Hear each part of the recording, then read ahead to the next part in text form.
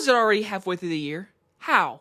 June flew by. Like, a couple months ago when I was in school, I literally kept saying in my ranking videos, man, this year's going by real slow. And then as soon as I graduated, what is time? Everything just moves fast without school. Like, this is insane. But also, can I just say this? It is summer season. I live in South Carolina. Can we turn the temperature down a little bit? Like, it's really hot here, okay? I know we're talking about movies and all. You want to hear my ranking and such, but it is so hot outside. Like, please.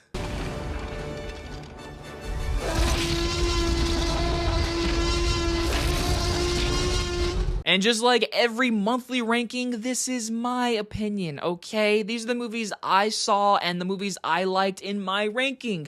And a lot of people are going to disagree with me. That's fine, okay? Like, I want to see your list. So I say this every month. It's my opinion. It's fine. We got 12 movies to rank here, and I'll be honest with you.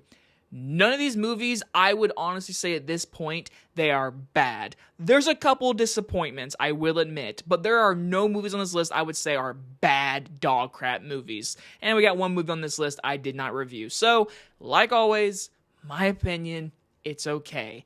So let's go ahead and get the big one out of the way. In my 12th place, it's 28 years later. Okay, so this movie's divisive. I have seen people say this is their favorite movie of the year, favorite of the decade, and I kind of understand why, because I didn't say this was a bad movie, but this is easily my biggest disappointment of the entire year, and I don't know what else can beat this, honestly, because I wasn't a fan of the editing style. I wasn't a fan of what the movie was trying to do by the end of it, which is a setup movie, which is annoying, but it has great acting, fun action scenes, fun gore, and my goodness, the movie's definitely, like, rewatchable. Like, I want to see it again, but everyone I've talked to says the ending, they're not a fan of. Most people I've talked to. There's been a few people who are like, you didn't get it. Honestly, maybe, but I was not a fan of it. It is my biggest disappointment of the year, and it has to be number 12 right now for this entire month. This was the movie. I'm like, yeah, that was my least favorite because of that. But again, I'm not saying it's bad. So, number 11, I feel kind of bad for, but I gotta be honest. Number 11's Elio. Have you heard of this movie? Because it's definitely not doing great box office-wise. This is the Pixar summer movie, and it was cute. I enjoyed my time. I feel like a lot of kids and families can enjoy this movie. I just don't see myself ever rewatching this anytime soon. And so, like, honestly, I probably should have put it number 12, but I was so disappointed with 28 years that it deserves to be at the bottom in my ranking. But Elio's a movie that, like, I enjoyed the one watch, but I just don't see myself rewatching this anytime soon for any reason. But again, it's not bad. It's got good animation. It definitely deserves a little more money, because when people are like, oh, why are we getting Toy Story 5 and 6 and Inside Out 3? This is why, because no one's seeing it. So, number 11 is Elio, but it breaks my heart because it's not a bad movie. All right, number 10. Number 10, we got The Phoenician Scheme. Wes Anderson. Yeah, his style. It is a freaking style.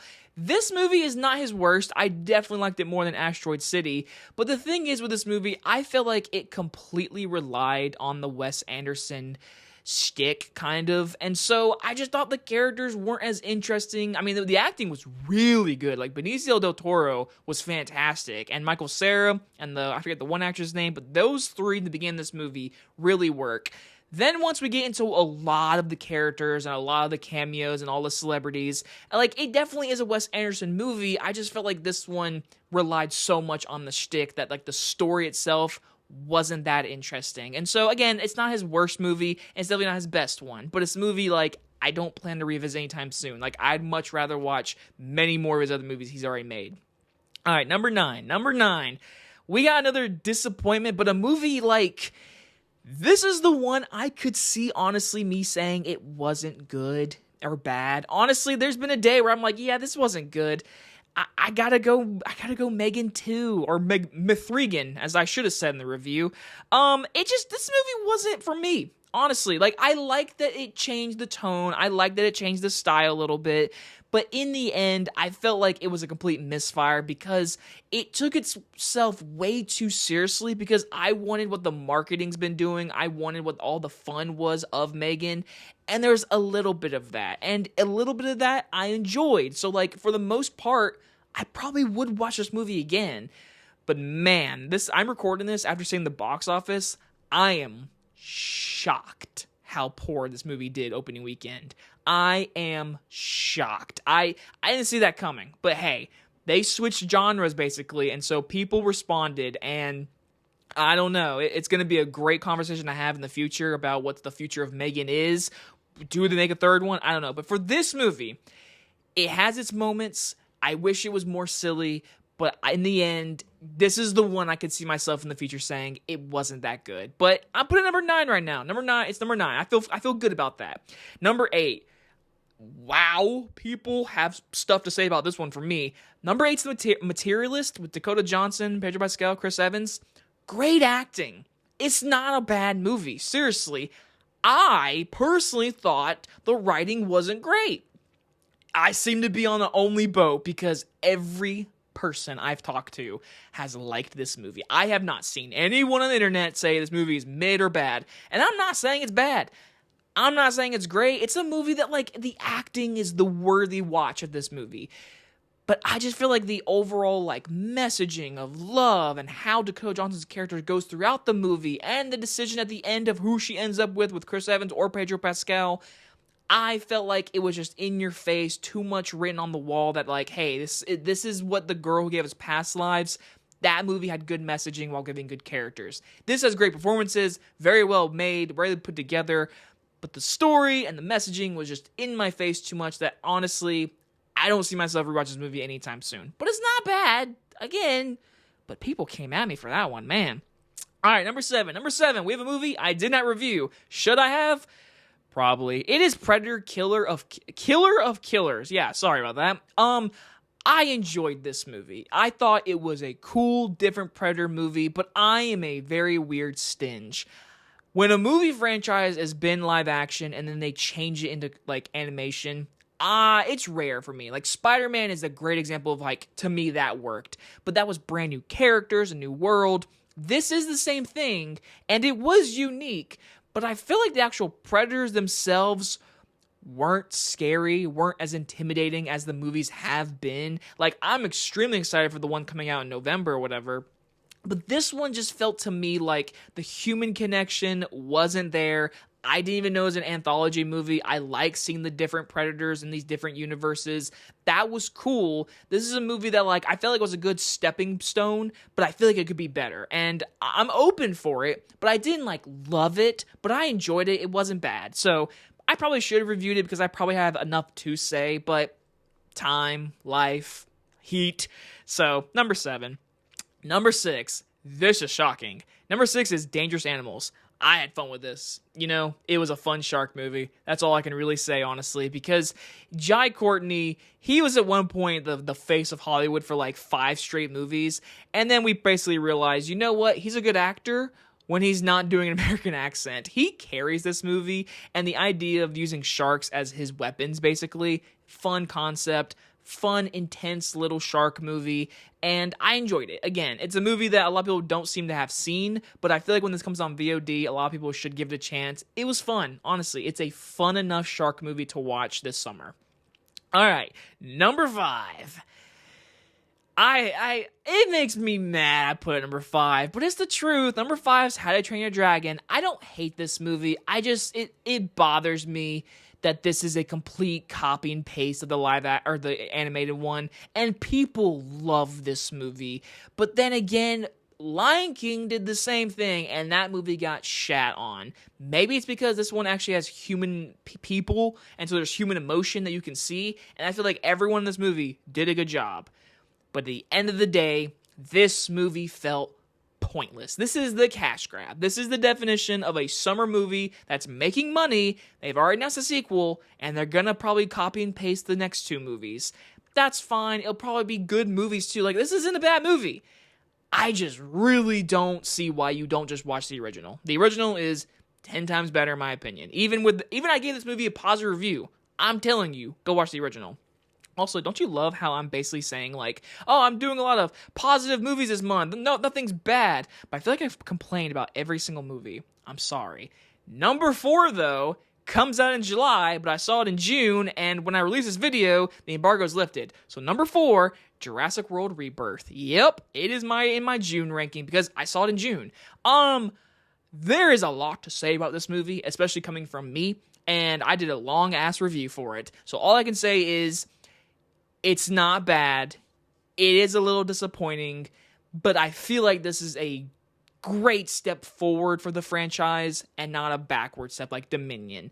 I enjoyed a lot about this movie, but there's a lot about this movie that just irritates me. And so I haven't seen a lot. Recording this, I don't know people's actual opinion about this movie really yet. But for the most part, the few people that did see this movie early seem to enjoy it. I believe it's going to make a lot of money in July. It's dinosaurs. I enjoyed my time, and I'm already going to see it probably 2 more times in theaters because, you know, it's better than Locust. I'll give it that. But it's definitely not the best sequel in my opinion, which, by the way, ranking video of the Jurassic franchise coming soon.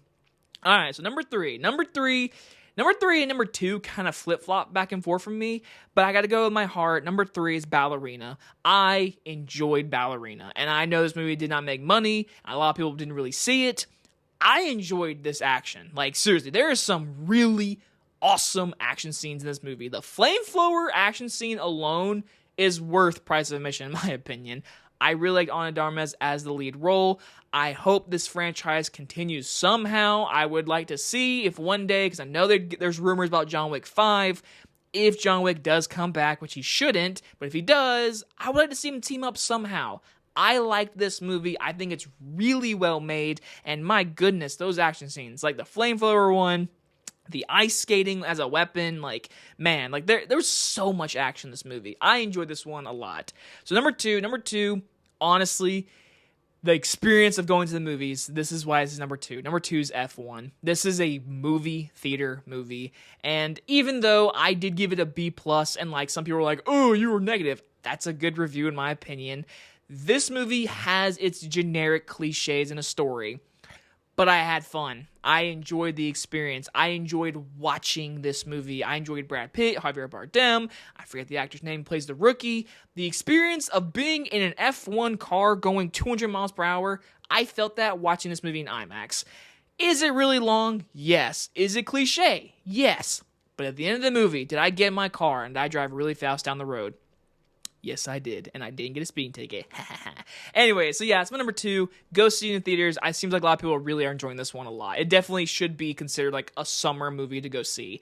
Number 1, this movie stuck with me. The Life of Chuck.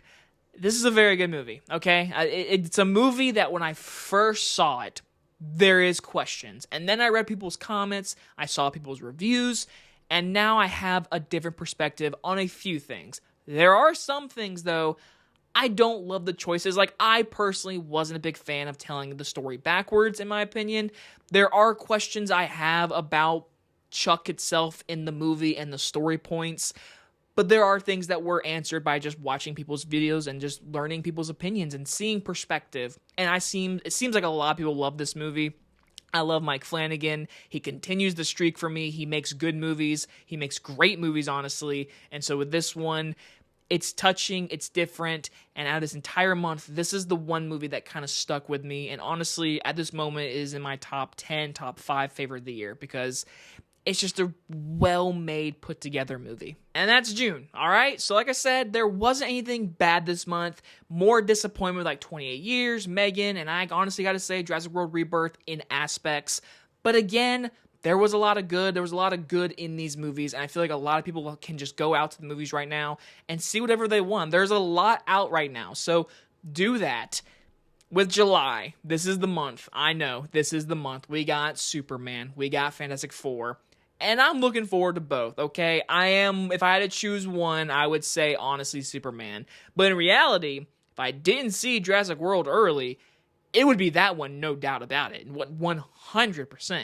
But currently, I want to see Superman. I want to see James Gunn's version of Superman, the new DC. It's going to be interesting. It's going to be very just... I'm worried because of the fan base of Snyder fans and the old movies, but we'll get to it. So I am excited to see Superman. I want to see the new version. Fantastic Four, after Thunderbolts, I'm intrigued. Besides that, Eddington with Ari Aster, I would like to see that, even though I don't love the concept of like COVID movie. I do want to see Together, even though the whole controversy with the case, whatever. But yeah, I won't be seeing Smurfs, okay? Just go ahead and say that. I'm not watching Smurfs. Anyway, guys, enjoy this ranking video. Let me know your ranking down below. What are you excited for in July? Are you excited to see Jurassic World? Because I'm probably going to see that again in a couple hours. Anyway, guys, hope you enjoyed this video. I'll see you guys on the next one. Bye, everybody.